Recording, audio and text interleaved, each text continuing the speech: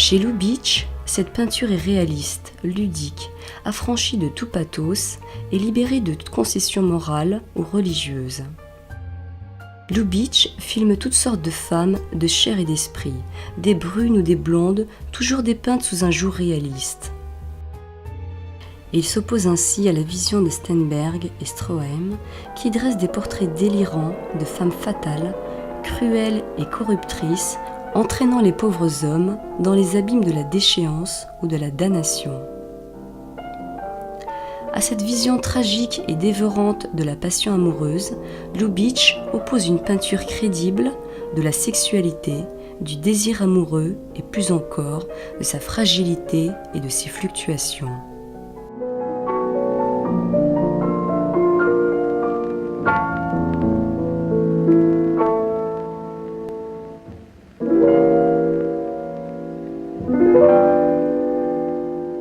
Ce sentiment incertain, That Uncertain Feeling, titre original d'Illusion perdue, définit à merveille le sentiment amoureux selon Lubitsch. Alors que la plupart des cinéastes ne se focalisent que sur la naissance du désir et la phase de déploiement des stratégies de séduction qui s'ensuivent, Lubitsch s'attache à dépeindre le processus amoureux dans la globalité de son accomplissement. Il évoque ainsi la consommation de l'acte sexuel, le processus inéluctable de l'usure du désir, généralement suivi par le commentaire ironique des personnages sur la fin de ce désir, et enfin la naissance éventuelle d'un nouveau désir prenant la place de l'ancien. Now look here. Mrs. Brown is interested in another man. Oh, does Mr. Brown know? Yes. Has he any proof? Too much. Has he any witnesses? No. Then he's sunk. Thank you, Miss Aiken. Well, I'm sorry, Mr. Baker, but if there aren't any witnesses, she's going to deny it, if you want the woman's angle. Miss Aikens, we're thoroughly satisfied. Well, I'm afraid I'm not the right person to give you any advice. I probably have too much sympathy for Mr. Brown and not enough patience with Mrs. Brown.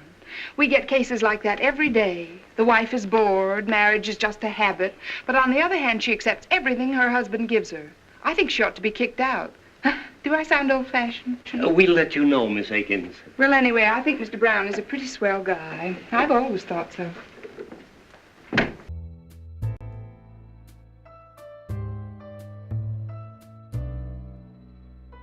C'est ainsi que lorsque Merle Oberon quitte Burgess Meredith et retourne vers Melvyn Douglas, le cliché conventionnel de la divorce comédie américaine est effacé par la crédibilité de la description comportementale des trois protagonistes.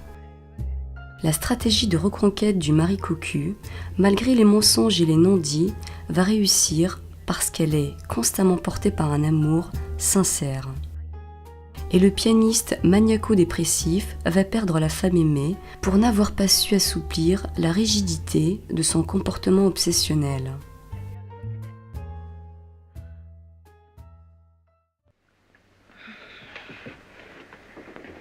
What's happened? Well, I... You! What? That's very funny. You know what I thought? Look, I think I...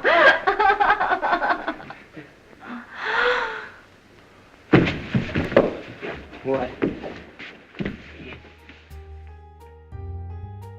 Comme le fera plus tard Woody Allen, Ernst Lubitsch ne se sert pas des mots pour permettre à ses personnages d'exprimer leur vérité.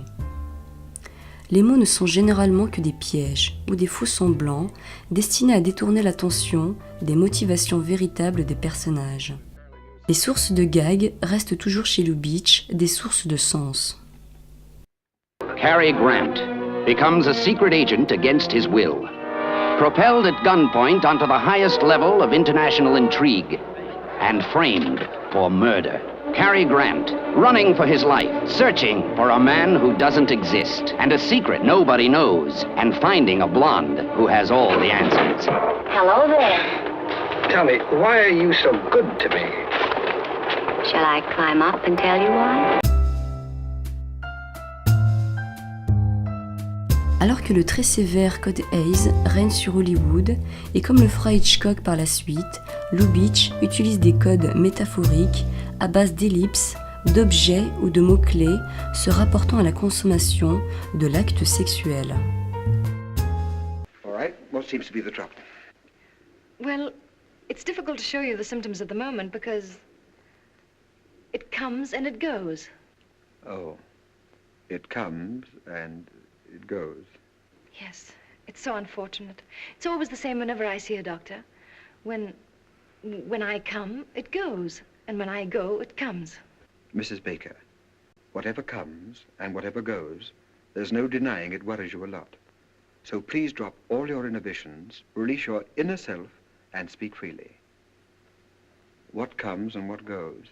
Et tout comme Hitchcock, Lubitsch refuse les coups de théâtre artificiels. Il élabore entre ses personnages de savants réseaux de mensonges, mais sans jamais mentir à son spectateur, qui garde toujours une longueur d'avance sur les protagonistes. Là où Hitchcock crée le suspense en mettant sous nos yeux un menteur qui ment, un innocent pour le manipuler, Lubitsch crée le comique en nous montrant un menteur confronté à un autre menteur. You know, I'm beginning to see something in this. Yeah, it starts to look like a man. Huh? Why did you say that?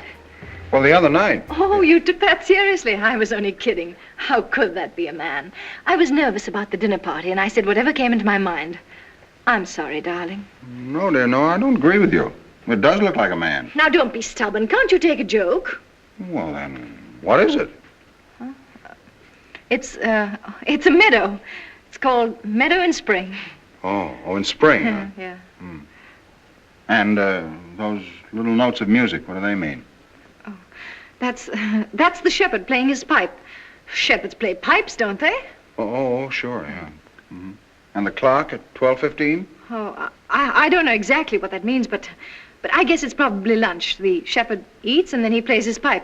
Really, darling, you talk as though you've never been in a meadow. Le second menteur connaît parfaitement la nature du mensonge du premier menteur. Il réplique ainsi par un second mensonge en laissant croire qu'il prend le premier mensonge pour une vérité. Par la grâce de la mise en scène de Lubitsch, cette mécanique héritée du théâtre de boulevard produit à l'écran un résultat absolument irrésistible. Cette efficacité comique demeure intacte dans les situations les plus dramatiques, comme celle décrite dans To Be or Not To Be.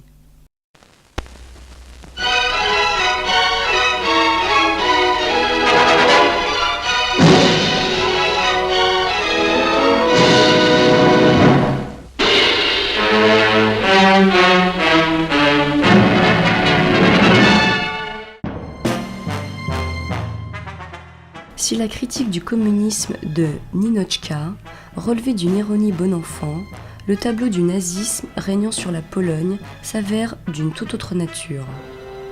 Lubitsch a cette fois-ci tourné le dos pour de bon à ses chères principautés d'opérette peuplées de militaires emplumés pour faire face à la réalité la plus effrayante du moment.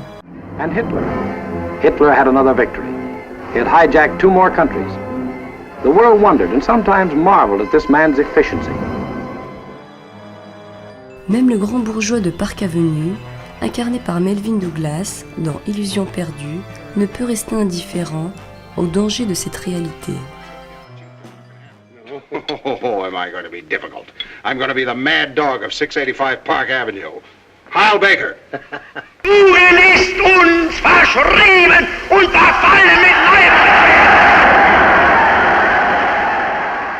Tout comme Charlie Chaplin qui s'était fait voler sa moustache de Charlot par le dictateur hystérique, Ernst Lubitsch a un compte personnel à régler avec Hitler. Le chancelier allemand avait en effet déclaré qu'Ernst Lubitsch était le modèle du juif dégénéré qui corrompt la jeunesse.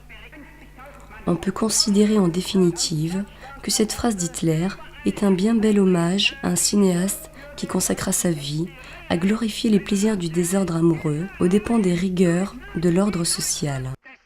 Toujours est-il que Lubitsch apprécia peu la formule.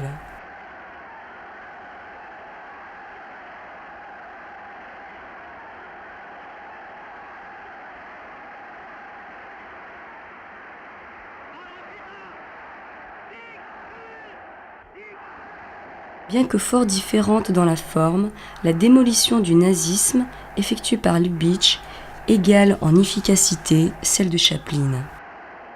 Là où le Britannique joue sur le terrain du pathos, de la caricature graphique à peine exagérée et plus encore de la métaphore visuelle, l'Allemand attaque sur son terrain d'élection, celui des mots et de l'analyse des comportements. Après avoir été, avec Illusion perdue, le premier grand metteur en scène à avoir intégré un personnage de psychanalyste dans sa fiction, Lubitsch fut le seul cinéaste de son temps à avoir diagnostiqué que la mécanique paranoïaque de la terreur hitlérienne, s'exerçant en tout premier lieu à l'intérieur même des rouages du parti national-socialiste, serait la cause interne de son effondrement.